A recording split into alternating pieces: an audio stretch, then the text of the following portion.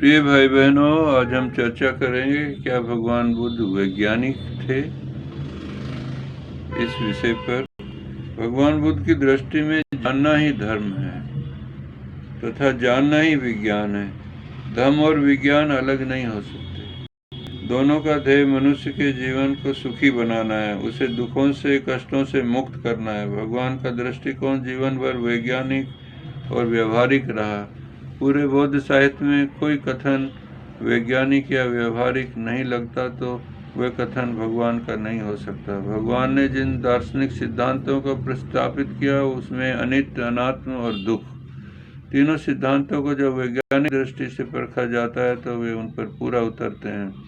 बुद्ध का मानना था कि सारा विश्व परमाणु तरंगों का पुंज है। माइक्रोस्कोप के आविष्कार के बाद भी वे इलेक्ट्रॉन, न्यूट्रॉन और प्रोटॉन की अवस्था में ही पाए गए। बुद्ध द्वारा प्रस्तापित तीसरा सिद्धांत है दुख है। दुख मनुष्य जीवन का सत्य है। दुख जीवन का हमारा अहम हिस्सा है। धर्म और विज्ञान दोनों ही इस मानवीय पीड़ा के समाधान के लिए निरंतर प्रयासरत है। भगवान इस वैज्ञानिक दर्शन को ही हर समय ढोने की बात नहीं करते। वे कहते हैं जब दर्शन की आवश्यकता हो तो इसे इस्तेमाल करो। भगवान ने प्रकृति के नियम को ही धर्म कहा। विज्ञान भी प्रकृति के नियमों की खोज है। दोनों का उद्देश्य एक ही है, मानव कल्याण।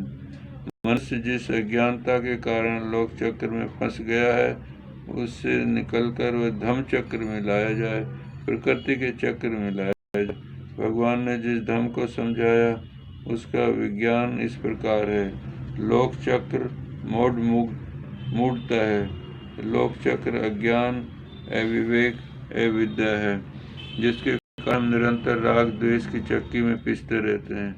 हमारी इंद्रियां, आँख, नाक, कान, जीवा, त्वचा और मन और इस पर होने वाले 6 विषय रूप, गंध, रस, शब्द, स्पर्श और कल्पना के परस्पर स्पर्श होते रहते हैं। स्पर्श होते ही हमारे चित्त में कोई संवेदना होती है। वह प्रिय लगती है तो उससे हमारा लगाव होता है, राग उत्पन्न होता है, और वह अप्रिय लगती है तो द्वेष उत्पन्न होता है। इस प्रकार राग और द्वेष उत्पन्न होता है। इसको काटने के लिए धम्म चक्र चाहिए। धम्म चक्र हमें जगाता है, हमारे विवेक को, विद्या को, होश को जगाता है। जब भी कोई शरीर पर संवेदना उत्पन्न होती है तो उस संवेदना को हम उसके अनित्य भाव को देखते हैं, उसकी अनित्यता को देखते हैं, उसके प्रति अनासक्त होते हैं, हमारी जागरूकता बढ़ती है उसमें।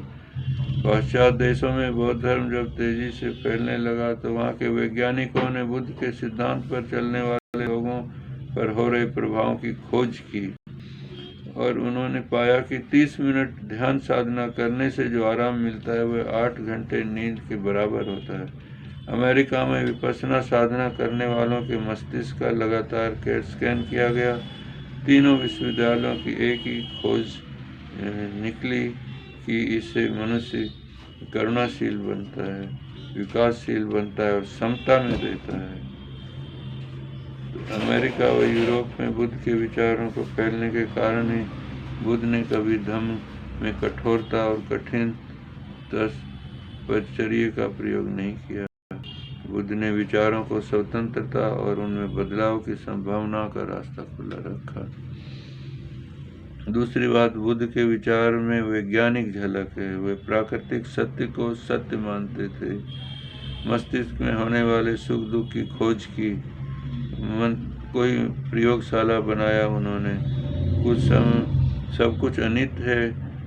सिद्धांत किसी की बात को वैज्ञानिक खोज के अनुसार बदलने की छूट देता है और अपने को विज्ञान के सम रखता है। बुद्ध के विचारों में सारा वातावरण सुरक्षित है, सभी जीव सुरक्षित है, विज्ञान और वैज्ञानिक खोज सुरक्षित है। सभी धर्मों के प्रति आदर का भाव रखने से मनुष्य सांप्रदायिक झगड़ों से बचता है, घातक हथियारों से सुरक्षित रहता है। बौद्ध धर्म विज्ञान को पथभ्रष्ट होने से बचाकर उसे सदा सदा मानव कल्याण की दिशा में ये काम करेगा। आपका मंगल हो, आपका भला हो। मैं डॉक्टर लाल सिंह फिर आपसे मिलूँगा।